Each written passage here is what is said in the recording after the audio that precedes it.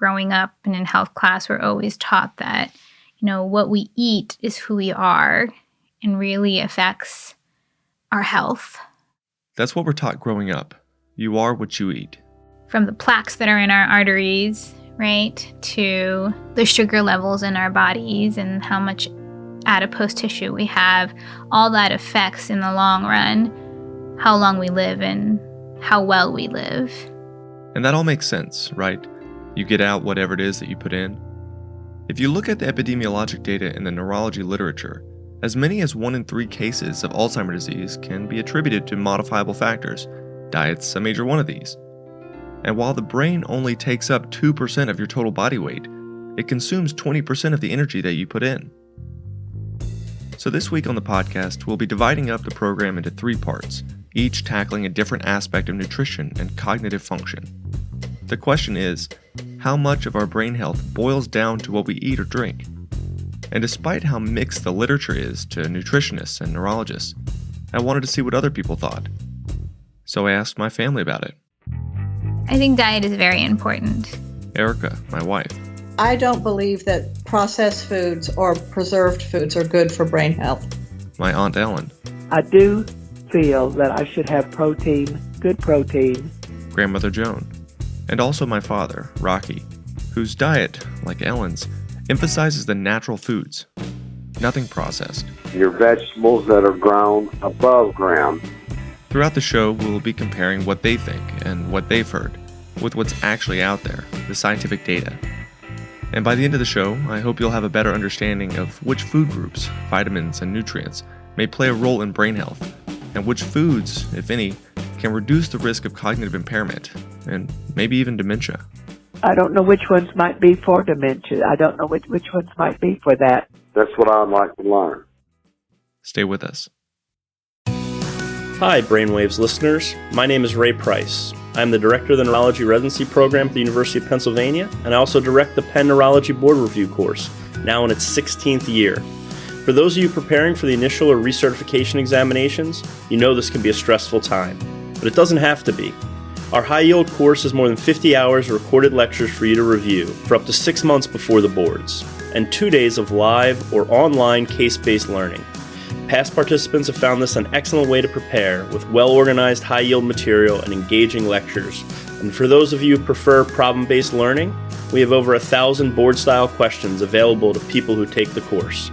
For Brainwaves listeners, we offer a $150 discount on registration fees if you enter the promo code WAVES2019. Just check out the website link in this week's show notes or Google 16th Penn Neurology Board Review. Again, the promo code is WAVES2019. That's WAVES in all caps, 2019.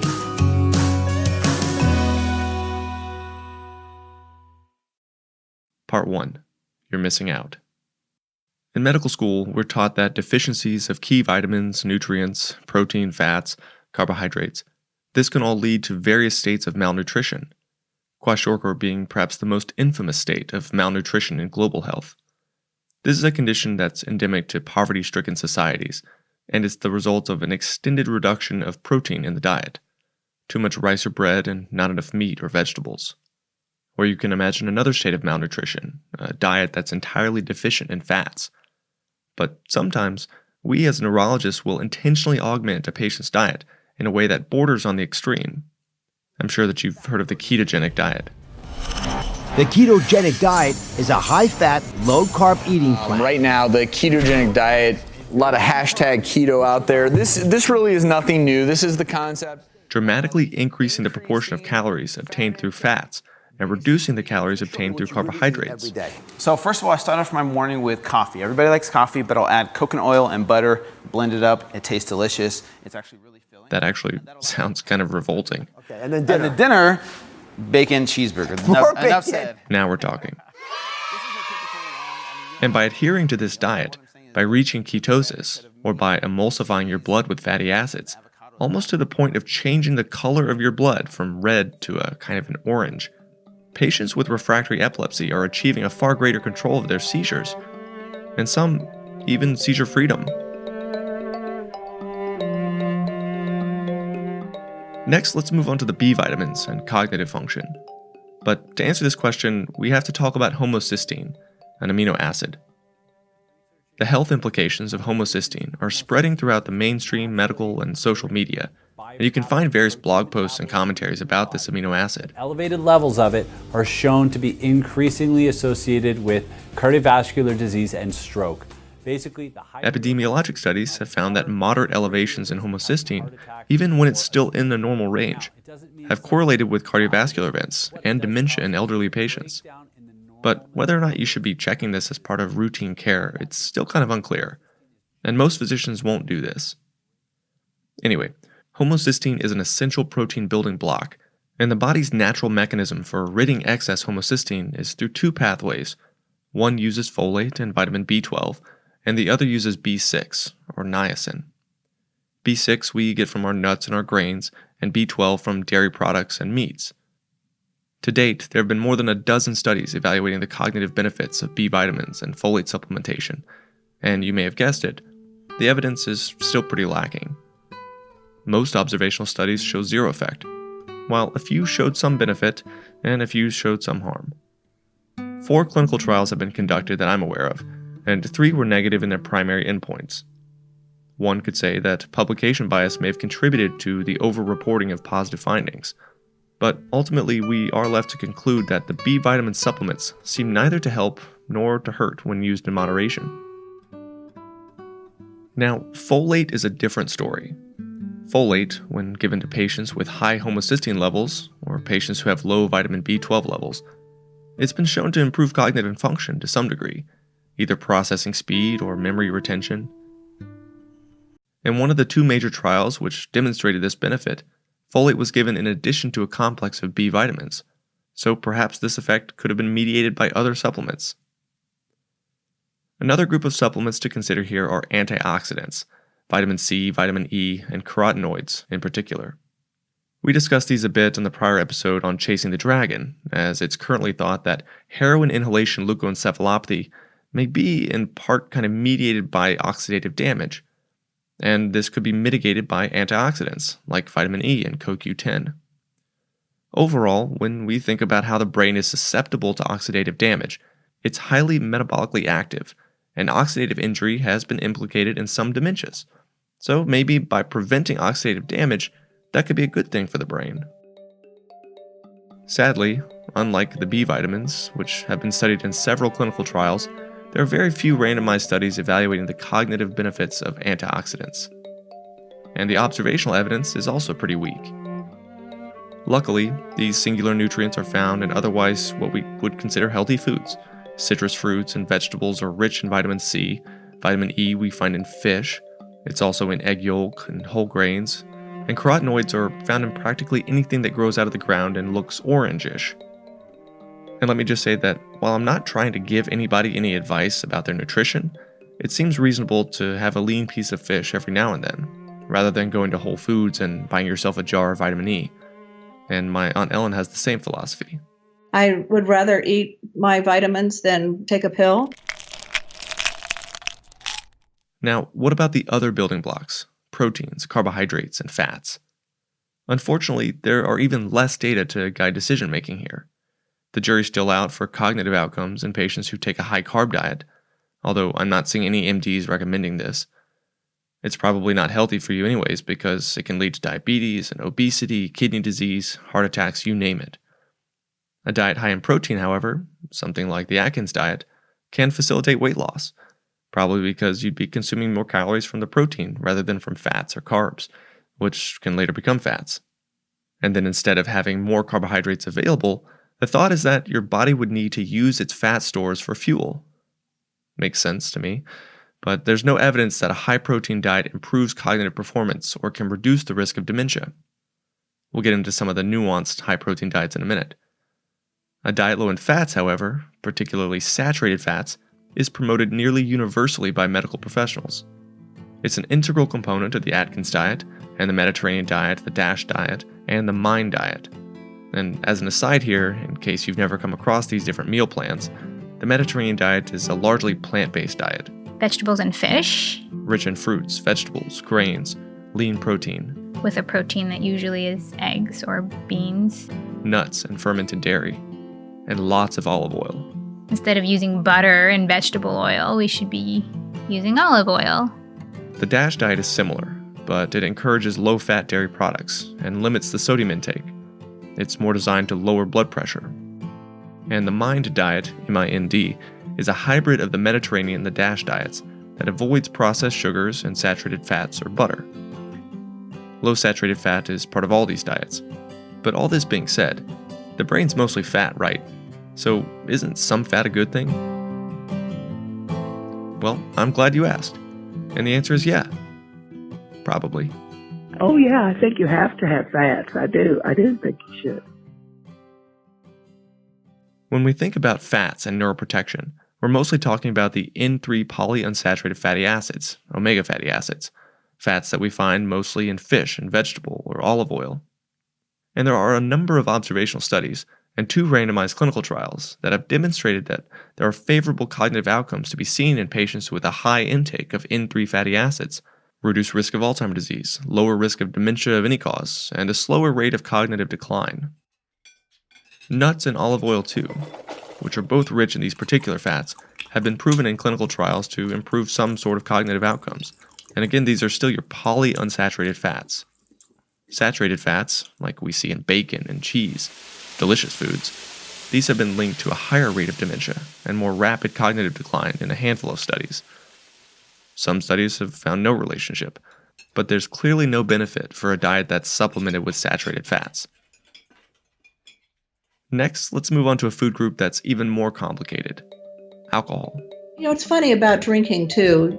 Wine has been associated with improved health outcomes. Specifically red wine. I've always heard that perhaps red wine, a moderate amount in the evenings would be good. The importance here being moderation. But only in moderation. According to one meta-analysis from 2017, a moderate amount of alcohol consumption, something less than a glass of wine or a can of beer per day, has been shown to reduce the risk of dementia from any cause. Any more than that, and the dementia risk increases. However, not everyone believes this data. I think all alcohol is bad for brain growth. But some nights, sure, maybe it's not that bad for you. But I've heard that that's also good for you, that, a glass of wine once in a while isn't a bad thing. So, at least that's probably what you've heard on the news for reducing your risk of cancer and heart disease. When drunk in moderation as part of the Mediterranean diet, red wine accompanies nutrient-rich foods like fruits, vegetables, fish, and nuts. And the evidence suggests that it's the diet taken as a whole that leads to a longer, healthier life. And I associate it more with heart health than brain health. So yeah, what about the brain? I can't say that I've heard about it being specific for the brain. Wine's effect on the brain hasn't received as much attention in the social media as wine's effect on your risk of heart disease. But some groups have picked it up. But new research says wine gives your brain a real workout. In particular, red wines. About this new study showing that red wine could help people with Alzheimer's. It seems that there is one particular compound that's found in the grapes of red wine that's been linked to better cognitive outcomes. And you may have come across it. Resveratrol. Resveratrol. Resveratrol. It's an antioxidant and a strong one. It happens to be one of the polyphenols that's found in the skin of grapes, and it's also in chocolate and blueberries and a few other food groups. And it's this compound which we think is most associated with the health benefits of drinking red wine. But what are the cognitive benefits? The mouse literature, for what it's worth, has shown that resveratrol absolutely can improve one's performance on cognitive tasks. Better memory, quicker spatial processing, but the human literature is a whole other ballgame.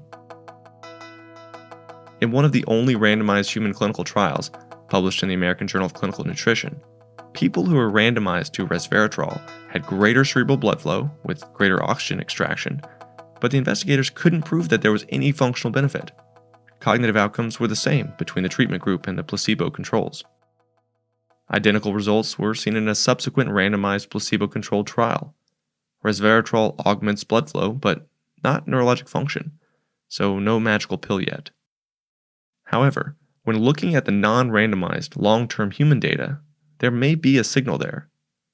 A French group published their experience in the premier journal Neurology, identifying a 50% reduction in 12-year risk of dementia among patients who ingested more polyphenols compared to those who didn't. and this 50% cut adjusted for the other confounding variables, which could also have contributed to dementia. Granted, this study had a number of methodological limitations. It was non-randomized, and polyphenol intake was not the only factor associated with lower dementia risk, and patients in the study also took in a diet that was rich in plant products and tea. Curious, nonetheless. And while other data are either inconclusive or they're preliminary, I think we can still be optimistic about the future of several of these plant-based compounds. But that doesn't mean you need to go home and start drinking wine every night. Another important beverage to think about would be coffee. Half-calf brown bear. Coffee can be bad for you, but it can also be good for you in certain situations. Americano. I think it would help. I mean, I'm a big coffee drinker. Honey vanilla chai. I've already talked at length about the pros and the cons of caffeine in episode 57, and you can check that out later. Caffeine as a stimulant can certainly heighten your awareness and perhaps improve your cognitive function and performance for a short period of time. But does it reduce the risk of long-term cognitive decline, or does it stave off dementia? I haven't heard or learned of it being associated with preservation of brain function. Erica and I will have a cup of coffee practically every day. And while I'm sad to say that, unlike alcohol, which is probably best in moderation, coffee may be best when used closer to excess. According to a 2016 meta-analysis of 11 prospective observational studies, moderate coffee consumption was not associated with a lower risk of cognitive decline or dementia. Instead, the authors found that patients who drank a significant amount of coffee, more than a couple of cups a day, were at a 27% lower risk of developing Alzheimer's disease. Now, it gets a little more complicated because a subsequent meta-analysis of prospective data that was published 2 years later, this study failed to replicate these findings. And there appears to be no dose response either. So, drinking 2 cups rather than 1 or 3 cups rather than 2 doesn't seem to help. And this argues against a physiologic explanation. Where there does seem to be a potential benefit for coffee consumption is in the Parkinson's disease literature. A moderate amount of coffee may stave off Parkinson's disease. And furthermore, in patients who have PD, it may improve the non-motor symptoms and reduce the risk of PD-associated dementia. So that's kind of exciting for all you coffee drinkers out there. The effect may be driven by caffeine, as at least one study I came across has shown, but there are other relationships to consider. These are just far more complex for a single show, like discussing the microbiology of your digestive system, the hydrogen sulfide content in the coffee, there's some compound called quercetin. In any case, whatever it is, coffee doesn't seem to hurt, and maybe it helps. Part 2. An apple a day keeps the doctor away. So now let's take a step back from the micronutrients and the carbs and the fats, and let's think bigger picture. What food groups and diets out there can promote brain health, or at least improve cognitive performance? I asked my family this question. One decade, a certain food is good for you, and next decade, it seems like it's not. I do eat nuts every day because I've always been told they were good for you. Your nuts. I've read about omega-3s. I know omega-3 fatty acids are really important. Your berries. Now, maybe this is a myth. Your fruits. I think the hormones are bad. And your vegetables that are grown above ground, not your vegetables that are grown underground. You know, I don't know. So lots of thoughts out there. But I think the best evidence for diets that promote brain health comes from studies on the Mediterranean diet. Now let's talk about the evidence. In 2015, a group of Spanish trialists published one of the most robustly designed randomized clinical trials in JAMA Internal Medicine. It was a relatively small trial. 447 cognitively intact and healthy volunteers were randomized to one of 3 diets for a 4-year period. A Mediterranean diet that was rich in olive oil, impressively being about 1 liter per week, a Mediterranean diet that was rich in nuts, or generally a low-fat diet. When the investigators compared patients in the low-fat control diet to the patients in either of the Mediterranean diet arms, the patients who were in the Mediterranean diets did significantly better on cognitive tasks, and they even performed better at follow-up than they did at baseline, showing improvement. Another randomized trial showed similar results. In this study, the Predimed Navarra trial, which also includes Spanish patients, the patients randomized to a Mediterranean diet with olive oil or nuts versus a low-fat diet also performed better on many mental status examinations and clock drawing after 6 years of follow-up. And there's additional observational evidence to support the relationship between cognitive performance and a diet that's rich in vegetables and olive oil, and low in red meats and carbohydrates. So go Mediterranean diet. Now this is all well and good, but when you break it down, there have only been 5 randomized clinical trials evaluating the risk of cognitive decline among patients who adhere to a Mediterranean diet. Most of them are generally positive or neutral with their cognitive endpoints. But out of these 5 trials have emerged more than a dozen different systematic reviews. We've referenced some of them in the show notes. But what I'm taking away from all this data is that the design of each trial was extremely different. The diets varied considerably between the trials, and probably between individuals in each trial, and most trials assessed very unique cognitive endpoints, so it's practically impossible to combine patient-level data into a single meta-analysis. Moving up from the Mediterranean diet is the MIND diet, which I've already said is the Mediterranean Diet Intervention for Neurodegenerative Delay, the diet that combines Mediterranean-based principles, olive oil, fruits, vegetables, and a lean meat strategy with a diet that's lower in sodium and higher in potassium, better for blood pressure control. This diet, the MIND diet, was designed to improve cognitive performance. It was based on the notion that fruits like oranges and berries should be added to a diet that's high in N3 fatty acids and vegetables, which have all on some level been associated with improved cognitive outcomes. Other diets have also hopped on board this plant-based diet train. The Prudent diet and the Baltic Sea diet are both highly similar to the plant, legume, and olive oil-based Mediterranean diet. And each of these diets have been shown in observational studies to reduce the risk of dementia and to improve cognitive performance. Now let's be even more aggressive with our fatty acids. You've heard of the ketogenic diet, right? Let's face it, keto is everywhere.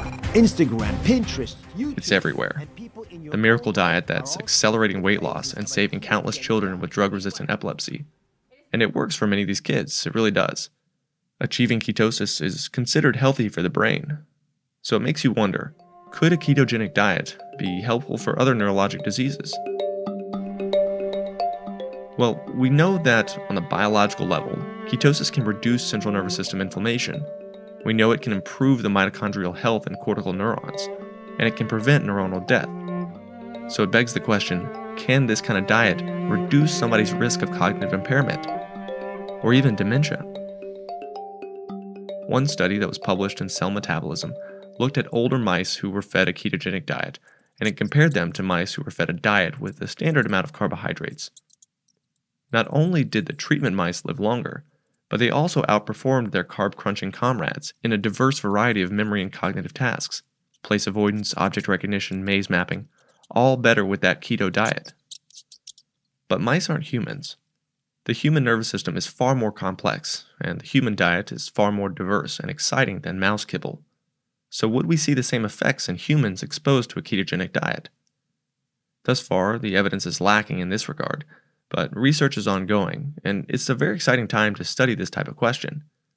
Preliminary results from at least one small study have shown that a ketogenic diet can improve working memory, visual attention, and task switching in non-demented elderly patients.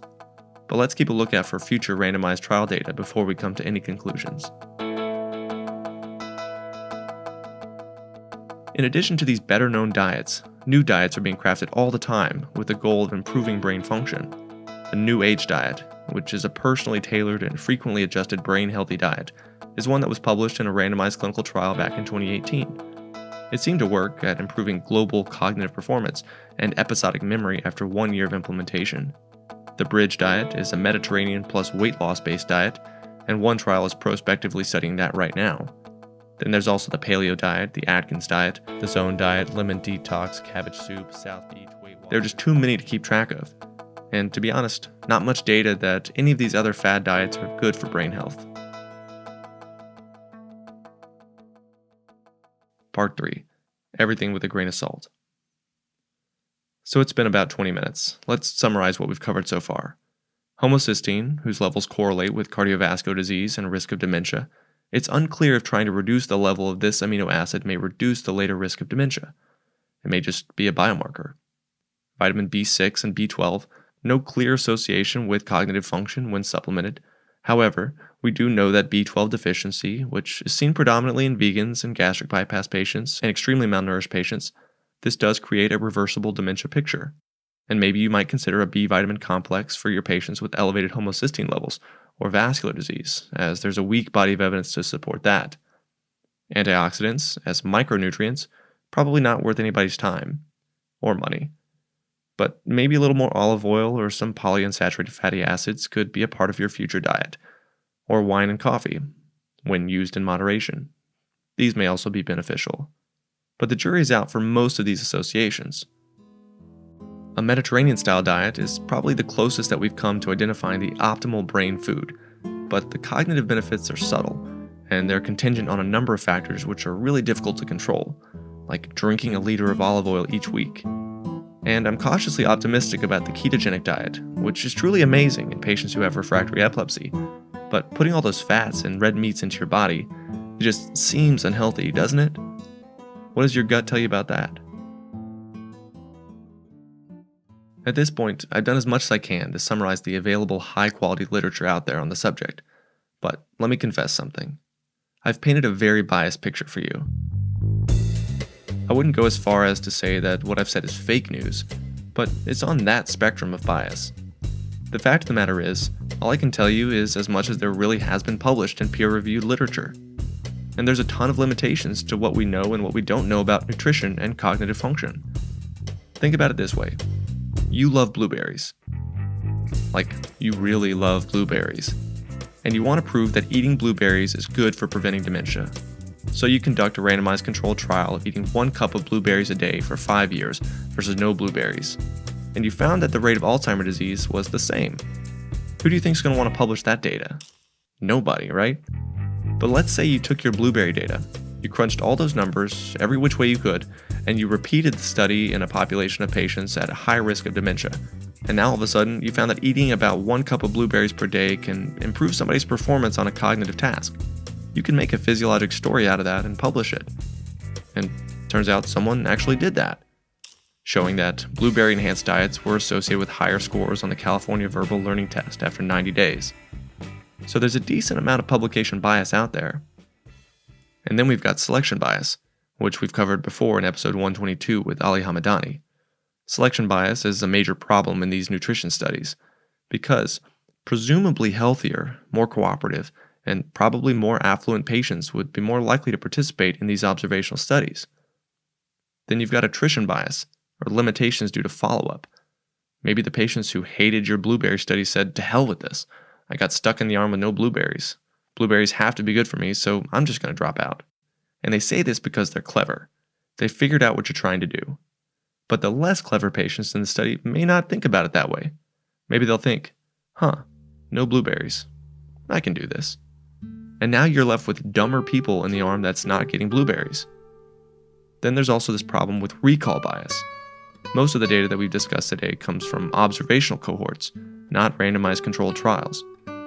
If your patient reports that she was eating pomegranate seeds once a week for the last 4 years, how many pomegranate seeds are enough pomegranate seeds? I've heard pomegranate's really good for you. And is it the pomegranate seeds, or is it the vitamin C? I have pomegranate and cranberry every morning. Or is it something else in the pomegranate seeds that we just don't even know about? This is a problem endemic to most nutritional studies. Food groups are not eaten in isolation. We're having coffee or tea, wine or chocolate, steak and seafood. And there's simply no way to adjust for all the interactions between each of these food groups, some of which can be good, like wine in moderation, and some of which could be bad, probably like red meats. So many of these variables cannot be accounted for, and it leaves us with just as many questions as we've tried to answer. And my father, who has almost no interest in medicine, even he's been able to pick up on the limitations of why we might find an association between certain diets and health benefits. I definitely believe that the diet and the liquor has to do with your economic position. Whereas if you're poor, the likelihood of you really eating like you're supposed to eat if you're poor is probably not very good. And so when you do your tests and your surveys on that stuff, it's all based on economics. And then I'm curious to know, when is it important to focus on dietary modifications to prevent cognitive decline? Deep down, I get the feeling that earlier is probably better than later. Take the results of the MAP trial, for example. In this multi-center randomized placebo-controlled trial, patients who were given N3 omega fatty acid supplementation did no better than patients who were randomized to placebo. But this trial enrolled patients who already had some mild cognitive impairment, so maybe it was too late to help them. I mean, who knows, right? If the trialists had enrolled higher risk but cognitively normal patients, middle-aged patients who had ApoE4 alleles, for example, maybe the omega fatty acid supplementation could have helped a little bit. There's just no way to tell. What I've taken away from this talk today is that it's not going to be just one thing that keeps you from developing Alzheimer's disease or mild cognitive impairment. There's no magical pill. You've got to take everything I've said with a grain of salt. If you consider trials like Predimed Navarra, you might think that drinking 1 liter of extra virgin olive oil each week is good for you. And I don't know, maybe it is. But for now, there's no singular nutrient, no pill or fashionable diet that's perfect for your brain health. There's no black or white information or rules or guidelines. These are all just suggestions. I think you've got to consider all things in moderation. I do feel like a well-balanced diet is good for dementia. All things in moderation, including moderation. If you want a McDonald's double quarter pounder with cheese, have a McDonald's double quarter pounder with cheese. One of them probably won't kill you. But we've all got common sense, and it doesn't take a medical degree to realize what a healthy diet is. I think diet is very important.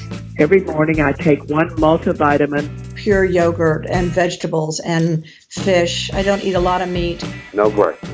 Yogurt with some fruit and almonds. No lunch. And then I take krill instead of fish oil. I try to avoid red meat. A little hamburger meat. That's also just a taste preference. I would say I'm probably closest to Mediterranean. But I tell you what, I don't take butter anymore. Especially with the fish and olive oil, I'm definitely in that group. My preference will always be grilled cheese, but I can't have that every day.